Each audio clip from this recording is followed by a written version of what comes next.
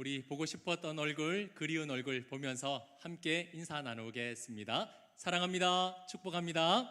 사랑합니다. 축복합니다. 우리 지난주 말씀 떠올리시면서 한번 이렇게 인사했으면 좋겠습니다. 예수님은 우리의 주님이십니다. 한번 더 인사 나눕니다. 예수님은 우리의 주님이십니다. 아멘. 지난 주일에는 예수님은 하나님의 독생자로서 우리의 주님이 되십니다 라는 신앙 고백에 대해서 함께 말씀을 나누었습니다. 구약시대에 하나님의 이름은 너무나 거룩해서 감히 부를 수가 없었습니다.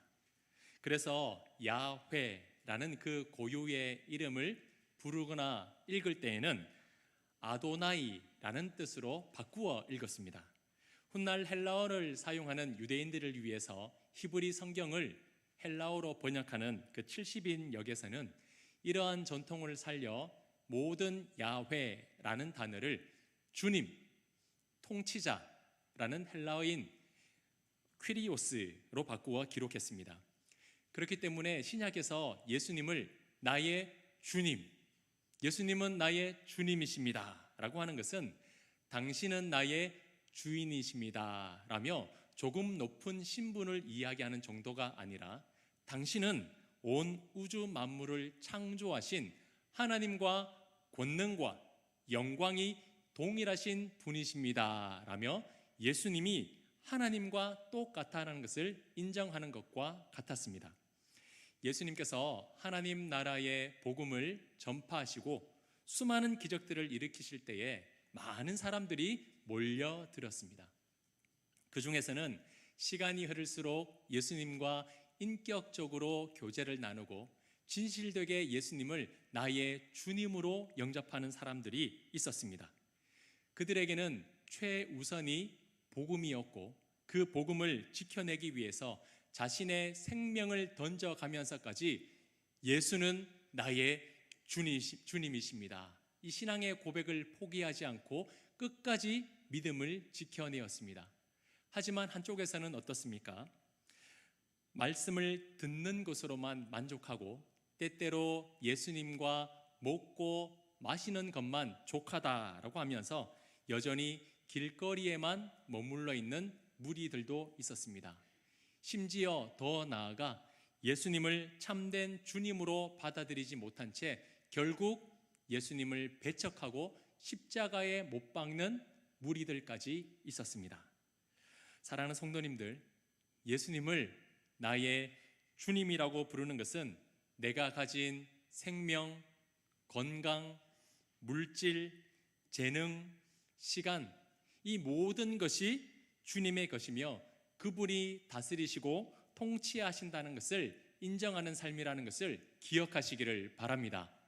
우리 성도님들은 예수님을 나의 주님으로 믿으십니까? 나의 주님으로 인정하십니까? 그러시다면 일평생 살아가며 내 모든 것의 주인은 바로 예수님이라는 것을 기억하시며 모든 것을 내어 던지시는 제자로서 살아가는 복된 삶을 살아가시기를 주님의 이름으로 축복합니다. 축복합니다. 아멘. 자, 오늘부터는 이제 예수님에 대한 신앙 고백 후반부에 대한 말씀을 함께 나누겠습니다. 후반부에는 예수님께서는 어떻게 이 땅에 오셨고 이 땅에서 무엇을 하셨으며 앞으로 어떤 일을 하실 것인지에 대해서 우리가 함께 살펴보게 되는데요. 먼저 예수님은 이 땅에 어떻게 오셨는지, 어떻게 오시게 되었으며 왜 오셨는지 말씀을 통해서 함께 은혜 나누기를 소망합니다. 좀 화면을 보시면서 우리의 신앙을 먼저 한번 고백했으면 좋겠습니다. 네, 같이 한번 읽겠습니다. 그 외아들 우리 주 예수 그리스도를 믿사오며. 자, 이건 지난주 고백이었고요. 오늘 나눌 고백을 한번 읽어볼 텐데요. 이는 성령으로 잉태하사. 네, 나왔네요. 다시 한번 읽어보겠습니다. 시작. 이는 성령으로 잉태하사 동정녀 마리아에게 나시고. 아멘. 매번 우리는 예배 드릴 때에 이 신앙의 고백을 담대하게 외칩니다. 그런데 이 신앙의 고백은요, 도무지 우리의 이성으로는 납득할 수 없는 말이 있습니다. 예수님께서 마리아의 몸을 통해서 이 땅에 오셨다는 것은 누구나 인정할 만한 일입니다. 그런데 그 예수님을 잉태한 그녀는 동정녀였다는 겁니다. 남자를 알지 못하는 순결한 여인이었다는 거예요. 남자를 알지 못하는 여인이 혼자 아이를 임신하고 출산을 했다? 이건 말도 안 되는 이야기입니다. 물론 우리나라에도 탄생과 관련된 신비로운 이야기가 있습니다. 경주 지역의 한 구릉산 근처에서 하늘에서 큰 알 하나가 내려왔는데 당시 6 부족장들이 이 알을 신성하게 여겨서 한 곳으로 모셨습니다. 얼마 지나지 않아 이 알에서 아기가 태어났는데 이 아기가 태어난 지 7일째에는 광채가 빛나며 신비로운 빛이 뿜어져 나왔는데 그가 훗날 신라를 건국한 박혁거세였다라는 이야기가 있습니다. 물론 이 이야기는 신화입니다. 사람이 임의로 만들어 지어낸 이야기입니다. 그렇다면 예수님의 이 탄생도, 동정녀의 몸에서 태어났다는 이 탄생의 이야기도 신비로움을 더하기 위해서 사람들이 허구로 지어낸 이야기일까요? 절대 그렇지 않습니다. 우리는 예수님께서 동정녀 마리아의 몸을 통해 이 땅에 태어나셨다는 것을 역사적 사실로 믿고 고백합니다. 이건 지어낸 이야기가 아니라 역사적 사실이라는 겁니다. 그렇다면 우리는 어떻게 이 상식적으로 설명할 수 없는 일을 역사적 사실로 믿고 고백할 수 있을까요? 그건 성경에 기록되어 있기 때문입니다. 성경이 너무나 명확하게 예수님의 탄생에 대해서 말하고 있기 때문에 우리는 그 말씀을 통해 믿음으로 고백할 수가 있는 건데요. 오늘 본문 마태복음 1장 23절 말씀을 우리 화면을 보면서 함께 한 목소리로 받들어 읽겠습니다. 보라, 처녀가 잉태하여 아들을 낳을 것이요 그의 이름은 임마누엘이라 하리라 하셨으니 이를 번역한즉 하나님이 우리와 함께 계시다 함이라. 아멘. 우리 성도님들, 이 말씀에는 예수님이 어떤 분이신지 명확하게 기록되어 있습니다. 자, 복습을 한번 해볼 텐데요. 예수님은 사람이십니까? 하나님이십니까? 너무나 정확한 대답이 지금 우리 성도님들에게 나왔습니다. 예수님은 완전한 사람이자 완전한 하나님이십니다. 아멘이십니까? 이제 절대 안 헷갈리시죠? 사람인 것도 같고 하나님인 것도 같고 이게 아니라 예수님은 완전한 사람이자 완전한 하나님이십니다. 예수님은 한 인격 안에 인성과 신성 동시에 가지고 계십니다. 그런 존재는 오직 예수님밖에 없습니다. 그렇다면 예수님은 인간이면 인간이고 하나님이면 하나님이지 왜 완전한 인간이자 하나님으로 이 땅에 오셔야 했을까요? 그 이유에 대해서 이제 말씀을 통해 하나씩 살펴보겠습니다. 먼저 예수님께서는 왜 완전한 인간으로 이 땅에 오셔야 했는가? 그 첫 번째는 예수님께서 인간의 완전한 대표가 되기 위해서 인간의 몸으로 이 땅에 오셨습니다. 로마서 5장 12절 말씀을 우리 화면을 보면서 한 목소리로 같이 읽겠습니다. 그러므로 한 사람으로 말미암아 죄가 세상에 들어오고 죄로 말미암아 사망이 들어왔나니 이와 같이 모든 사람이 죄를 지었으므로 사망이 모든 사람에게 이르렀느니라. 아멘. 우리 인류의 대표, 인류의 조상은 누구입니까? 아담입니다. 아담은 하나님의 형상대로 지음을 받은 인류의 조상이자 인류의 대표였습니다. 하지만 이 아담이 하나님의 말씀을 어김으로 무엇을 짓게 됩니까? 죄를 짓게 되죠. 그 이후로 인류의 대표인 아담의 후손으로 태어나는 모든 사람은 죄인이 되었습니다. 우리 성도님들, 죄의 삭은 무엇입니까? 사망입니다. 죄의 결과는 죽음입니다. 하나님의 말씀을 어긴 죄의 대가는 죽음입니다. 그 뒤로부터 모든 사람들은 죽게 되는 형벌을 받았습니다. 혹시 우리 성도님들 주위에 지금까지 죽지 않고 계속해서 사는 사람 본 적 있으십니까? 네, 한 사람도 본 적이 없습니다. 단 한 사람도 없습니다. 그렇다는 것은 모든 인류가 죄인이며 죄의 대가를 지금도 지불하고 있다라는 뜻입니다. 하나님께서는 이 죄의 문제를 내버려 두시지 않고 당신의 형상대로 지음받은 인간을 죄로부터 건져내실 계획을 세우셨습니다. 자, 그렇게 하려면 어떻게 해야 되는가? 아담이 죄를 지었기 때문에 똑같은 아담이 그 죄를 지불해야 됩니다.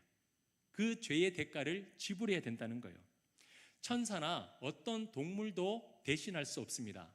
왜냐하면 자격이 맞지 않기 때문이에요. 자격이 안 되기 때문에 똑같은 아담이 아니라면 아무 소용이 없습니다.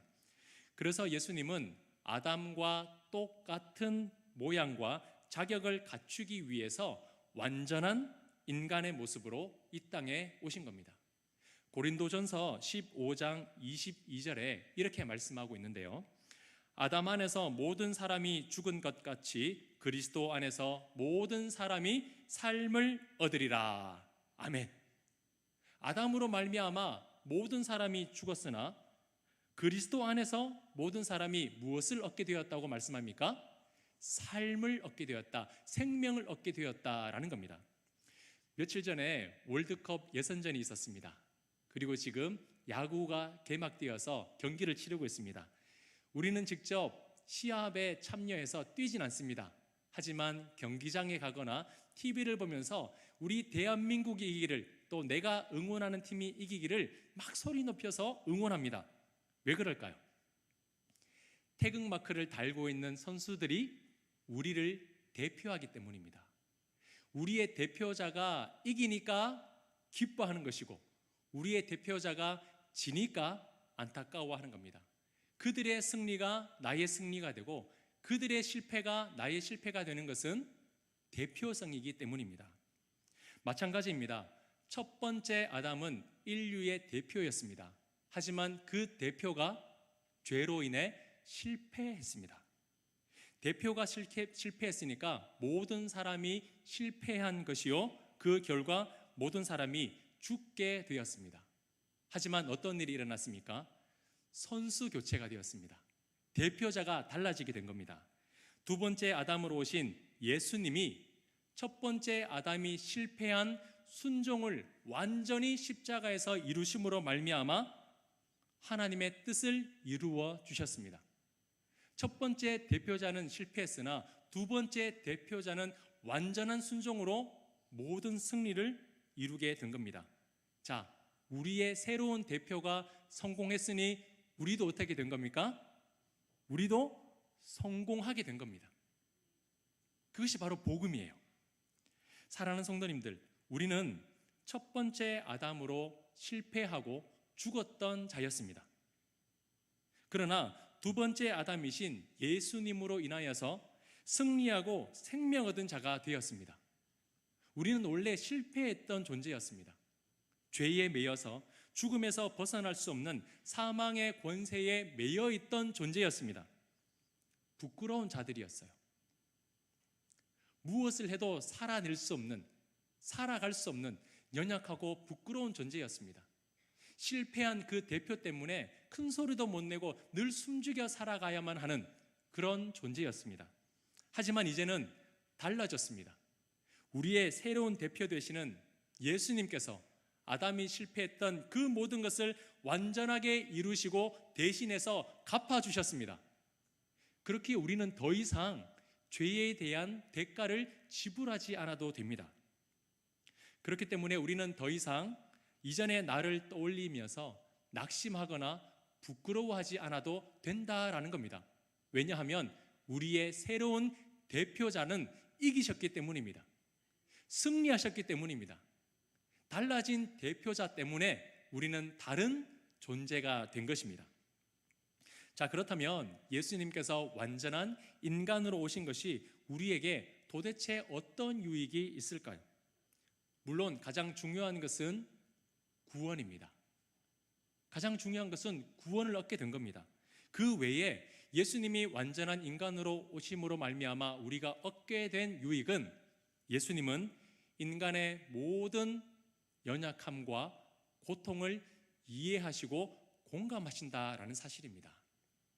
예수님께서 공생의 사역을 하시면서 가장 첫 번째로 하신 것이 무엇이냐면, 광야에서 40일 동안 줄이며 마귀에게 시험을 받는 일이셨습니다. 예수님은 40일 동안 굶주리셨습니다.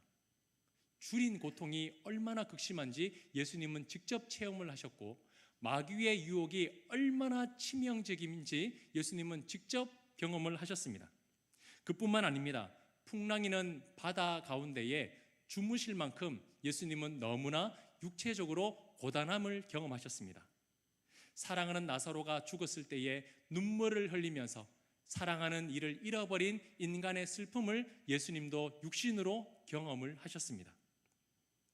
그리고 십자가를 지시기 전에 이 잔을 내게서 지나가게 하옵소서, 죽음의 두려움도 예수님이 육체적으로 경험을 하셨습니다. 또한 사랑하는 제자들과 백성들에게 배신을 당하고 침뱉음과 능욕을 당하는 치욕을 경험하기도 하셨고요. 끝내 손과 발에 못이 박히고 옆구리에 창이 찔리면서 물과 피를 쏟아내는 육신이 당하는 최고로 극심한 고통도 예수님은 경험을 하셨습니다. 인간은 결코 신을 알 수 없습니다. 마찬가지로 신도 인간의 연약함을 이해할 수는 없습니다. 경험하기 전까지는요. 그러나 우리 예수님은 다릅니다. 예수님은 직접 인간의 육신을 입고 오셔서 우리가 이 땅에서 당하는 모든 고통을 예수님도 친히 당하셨습니다. 그래서 예수님의 위로와 예수님의 격려와 예수님의 사랑은 차원이 다른 겁니다. 직접 아파하셨기에, 직접 경험하셨기에, 그것이 얼마나 고통스러운지를 아시기 때문에 우리를 위해서 사랑을 베풀어 주시고 은혜를 베풀어 주신다라는 겁니다. 우리가 몸이 아프다 하면 통증이 얼마나 심할까? 몸이 낫지 않아서 수개월 동안 걸리는 그 연약함을 가지고 있다면 예수님께서 얼마나 고통스러울까? 해결되지 않는 문제 때문에 낙심하고 빠져 있을 때 저 마음이 얼마나 힘들까? 예수님은 슬퍼하며 눈물을 흘릴 때에 왜 우는지 예수님은 다 알고 공감하고 계신다라는 겁니다. 다 이해하고 느끼십니다. 사랑하는 성도님들, 우리의 주님 되시는 예수님께서는 인간과 같은 모양으로 이 땅에 오심으로 우리의 고통과 연약함을 공감하시며 도와준다는 사실을 믿으시기를 바랍니다. 얼마나 아파하는지, 얼마나 힘들어하는지 예수님은 다 경험하셨기에 누구보다 우리의 아픔을 이해하고 계십니다. 이 사실이 오늘도 여전히 불안하고 연약하며 낙심할 일 많이 있는 이 험한 세상 살아가는 데 있어서 우리에게는 더 없는 위로와 소망이 되는 줄 믿습니다. 아멘. 자, 두 번째로 예수님은 완전한 사람으로 오셨지만 동시에 완전한 하나님으로 이 땅에 오셨습니다. 예수님은 성령으로 잉태되시고 남자를 알지 못하는 순결한 여인의 몸을 통해 이 땅에 오셨습니다. 그렇다면 왜 예수님은 일반적인 남녀의 관계가 아니라 성령으로 잉태되어 이 땅에 오셔야 했을까요? 그것은 죄가 없는 구원자로 오셔야 했기 때문입니다. 첫 번째로는 죄의 모습을 가진 육신으로 오셔야 했지만 두 번째로는 죄가 없는 완전한 구원자로 오셔야 했기 때문에 성령으로 잉태되셨습니다. 자, 한번 생각해 보십시오. 인간은 누구에게 죄를 지었습니까? 누구에게 죄를 지었나요? 하나님에게 죄를 지었습니다. 그렇다면 우리를 용서해 주실 분은 누구십니까? 네, 그렇죠. 그분께 죄를 지었으니 그분이 용서를 해 주셔야 됩니다. 하나님에게 죄를 지었으니 하나님이 용서해 주셔야 합니다. 그래서 우리를 용서해 주실 분은 누구인가? 하나님밖에 없습니다. 이 세상 그 어떠한 존재도 우리가 지은 죄를 대신 용서해 줄 수 있는 존재는 없습니다.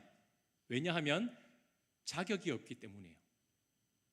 용서해 줄 수 있는 자격이 있어야 용서를 받을 수가 있습니다.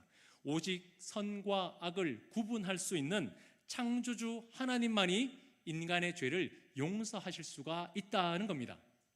자, 그렇다면 만약 우리를 죄에서 구원할 그 메시아가 남녀의 관계에 의한 아담의 후손으로 이 땅에 오셨다면 어떤 일이 일어날까요? 예수님은 무엇을 갖고 이 땅에 오시게 됩니까? 죄를 가지고 이 땅에 오시게 됩니다. 남녀, 사람과 사람 사이에서 예수님이 오시게 된다면 그도 똑같은 죄인으로 이 땅에 오시는데 죄인이 죄인을 용서할 수 있을까요? 인간이 인간의 죄를 용서할 수 있습니까? 아닙니다. 오직 하나님만이 인간의 죄를 용서할 수 있다라는 겁니다. 죄를 가지고 태어났다는 것은 죄를 용서할 능력을 상실했다는 것과 마찬가지입니다. 혹시 이런 생각이 드십니까? 그래도 예수님이 하나님이라고 하지만 결국 인간의 모양과 똑같이 오셨기 때문에 죄에 오염되신 것은 아닌가? 완전한 하나님이 아닌 인간의 모습으로 오셨기 때문에 우리를 죄에서 구원할 능력이 조금은 부족하지 않을까라는 생각을 하십니까? 실제로 당시 유대인들은 그렇게 생각을 했습니다. 육신으로 오신 예수님을 인정하지 않았습니다. 우리를 죄에서 구원할 그 메시아가 이렇게 초라한 인간일 리가 없다. 우리를 영원한 죄에서 구원할 참된 메시아가 이렇게 부족한 인간일 리가 없다라고 하면서 예수님을 하나님으로 인정하며 받아들이지 않았습니다. 결국에는 강하게 부정하면서 배척하며 결국 십자가에 매달아 버렸습니다. 하지만 우리가 주님으로 믿고 고백하는 예수 그리스도는요, 비록 마리아의 몸에서 태어나셨지만 그는 구원자로서 충분하다, 아니 완전한 자격을 갖추신 하나님이심을 믿으시기를 바랍니다. 그분은 인간의 모양으로 오셨으나 인간으로 오신 것이 아니라 성령으로 잉태된 하나님이시기 때문입니다. 그래서 히브리 기자는 이렇게 증언합니다. 히브리서 4장 15절 말씀을 우리 화면을 보면서 함께 담대하게 선포하듯이 읽어보도록 하겠습니다. 우리에게 있는 대제사장은 우리의 연약함을 동정하지 못하실 이가 아니요 모든 일에 우리와 똑같이 시험을 받으신 이로되 죄는 없으시니라. 아멘. 자, 어떤 말씀입니까? 이 땅에 오신 그 구원자 메시아는 비록 겉모습은 우리와 똑같은 모습이라 할지라도 그분에게는 무엇이 없다는 겁니까? 죄가 없다는 거예요. 모든 사람에게 있는 끔찍한 그 죄는 예수님에게 없다라는 겁니다. 모양은 같으나 예수님은 사람으로 잉태되지 않으셨기 때문에 죄가 없는 분이십니다. 죄가 없다는 것은 인간을 초월하는 존재로서 하나님이다라는 것을 우리에게 밝히고 계신다라는 거죠. 예수님은 우리를 구원하기 위해서 죄가 없으신 완전한 구원자로 이 땅에 오셨습니다. 그렇기 때문에 우리를 죄에서 건져주실 그 예수 그리스도는 완전한 구원자라는 것을 믿으시기를 바랍니다. 두 번째, 예수님께서는 왜 성령으로 잉태되심으로 완전한 하나님으로 오셔야 했는가? 그것은 죄에서 구원할 능력을 가지기 위해서였습니다. 능력을 가지기 위해서. 첫 번째 아담이 지은 죄의 결과로 이 땅에는 죽음이 찾아왔습니다. 질병, 고통, 낙심, 시기, 질투, 미움. 인간관계가 깨어지고 서로가 서로를 죽이는 죄가 끔찍하게 이 땅을 덮어버렸습니다. 사람도 피조세계도 다 저주를 받아서 모든 것이 고통받고 신음받게 되었습니다. 그 결과는 복음서를 보면 너무나 상세하게 나와 있습니다. 예수님께서 공생의 사역을 하시면서 얼마나 많은 병자들을 고쳐주셨는지, 얼마나 귀신에 들려서 고통받는 사람이 많이 있었는지, 예수님은 수많은 치유 사역을 감당하셨습니다. 예수님께서 고쳐주셨다는 것은 당시 의술이나 그 무엇으로도 고쳐낼 능력이 없다라는 거예요. 고침받을 수도 없고 그것을 해결할 수도 없었다라는 겁니다. 나면서 맹인인 자, 나면서 걷지 못하는 자, 나병에 들린 자, 질병으로 고통받는 자, 귀신 들린 자, 심지어 죽은 자, 예수님은 그들의 문제를 해결해 주심으로 그 모든 고통에서 건져내 주셨습니다. 예수님이 하나님으로서 못 고치는 질병은 없었습니다. 예수님이 하나님으로서 죽은 자도 살려내셨습니다. 우리의 구원자는 능력의 하나님이신 줄 믿으시기를 바랍니다. 이 땅에서 당하는 우리의 모든 고통, 모든 신음, 모든 아픔, 예수님께서 알고 계시기에, 공감하시기에 그곳으로부터 자유함을 얻기 위해서 성령의 능력을 가지고 하나님으로서 이 땅에 찾아오셨다라는 겁니다. 그렇다면 예수님께서 완전한 사람으로 오셨고 완전한 하나님으로 오셨다는 것은 무엇을 의미하는가? 결론과 같은 말입니다.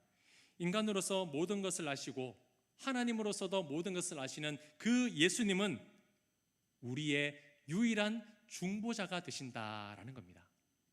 인간은 죄인입니다. 하나님은 거룩하신 분입니다. 에덴 동산에서 함께 어울려 살았으나 인간이 죄를 짓고 난 뒤로부터는 에덴 동산에서 쫓겨났습니다. 사람은 하나님으로부터 분리되었습니다. 죄인은 하나님에게 결코 가까이 갈 수가 없었고 이 사이에는 무한한 간격이 있게 되었습니다. 디모데전서 2장 5절 말씀, 우리 화면을 보면서 한 목소리를 읽겠습니다. 하나님은 한 분이시요 또 하나님과 사람 사이의 중보자도 한 분이시니 곧 사람이신 그리스도 예수라. 아멘. 인간과 하나님 사이에 좁힐 수 없는 무한한 간격을 이어주는, 원수된 이 사이를 연결해줄 유일한 중보자는 누구라고 말씀합니까? 그리스도 예수라. 오직 한 분이다라고 말하고 있습니다. 여기에서 그리스도가 났다, 저기에서 그리스도가 났다, 내가 예수다, 내가 중보자다, 많은 사람들이 떠들어대지만 그들이 정말 성령으로 잉태되어 동정녀 마리아의 몸을 통해 온 존재입니까? 그런 사람은 존재하지 않습니다.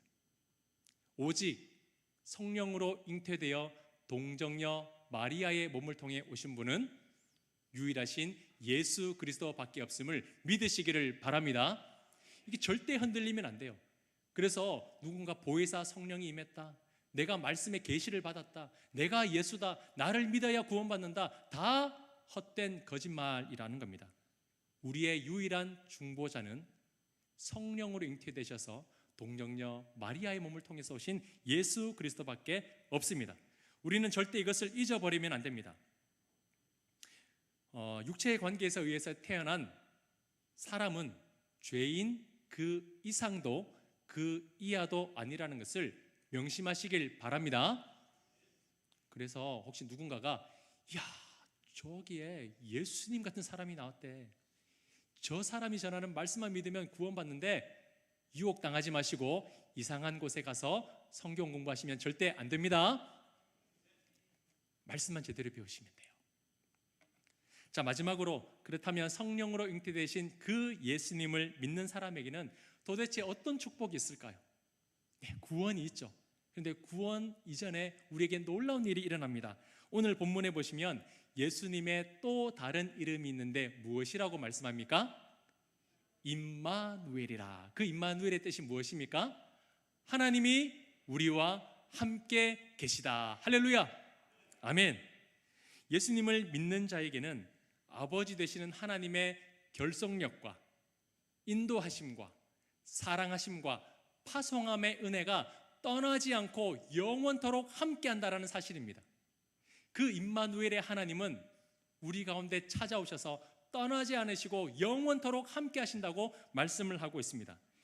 그렇기 때문에 예수님을 믿는 사람은 이 세상을 혼자 살아가는 것이 아니라 임마누엘 되신 그 하나님이 우리와 함께 하심을 경험하게 되신다라는 겁니다. 아파하고 힘들어하고 고통받고 이 험한 세상 누구 하나 나 알아주는 사람 없고 내 눈물 닦아주는 사람 없어 나 혼자 이렇게 쓸쓸하게 살다가나 하지만 예수 믿는 사람은 다릅니다.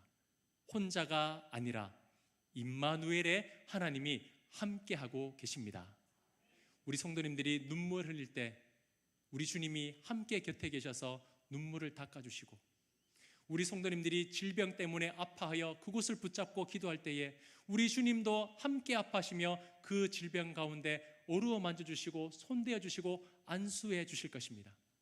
사랑하는 이를 떠나보내 아파하며 슬퍼할 때에 예수님도 죽음의 고통을 경험하셨기 때문에 그 슬픔의 눈물을 닦아 주실 것입니다. 그 임마누엘의 하나님, 임마누엘의 은혜가 예수님을 통하여 우리의 삶에 찾아오게 되신다라는 겁니다. 사랑하는 성도님들, 오늘 이 말씀을 기억하시길 바랍니다. 예수님은 성령으로 잉태되시어 동정녀 마리아의 몸을 통해 이 땅에 오신 분이십니다. 완전한 사람으로 오시고 완전한 하나님으로 이 땅에 오셨습니다. 누구를 위해서요? 누구를 위해서요? 바로 나를 위해서, 다른 사람도 아닌 바로 이 죄인인 나를 위해서 예수님은 인간의 모습으로 오셔서 모든 고통을 짊어지셨고 완전한 하나님으로 오셔서 이 죄로부터 자유롭게 하셨다는 것을 믿으시기를 바랍니다. 이번 한 주 살아가실 때에 그 임마누엘의 하나님이 이 죄 많은 인생, 깨어지고 부족한 인생 가운데 함께 하시어 나를 지키시고 보호하시고 인도하신다는 그 사실을 기억하며 영원토록 하나님을 즐거워하며 기뻐할 수 있는 복된 한 주 되시기를 주님의 이름으로 축복합니다. 축복합니다. 우리 두 손을 가슴에 모으고요, 오늘 말씀을 기억하면서 화면을 보면서 함께 우리의 신앙을 고백하도록 하겠습니다. 화면을 보면서 우리 두 번 연속해서 함께 고백합니다. 예수님은 완전한 사람이자 하나님으로 우리의 중보자가 되십니다. 한 번 더요. 예수님은 완전한 사람이자 하나님으로 우리의 중보자가 되십니다. 아멘.